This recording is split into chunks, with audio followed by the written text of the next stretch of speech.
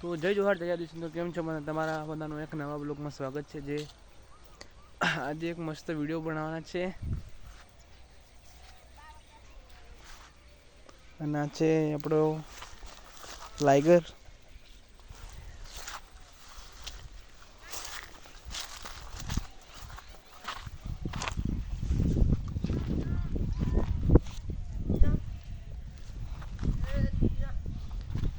આ છે આપણો કૂવો, જે ખૂબ પાણી રહે છે આમ ઉનાળામાં પણ. આ છે આપણે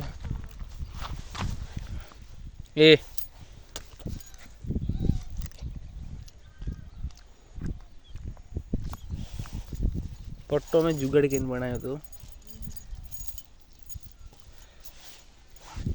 तेरे घर से मिलते हैं अगले व्लॉग में।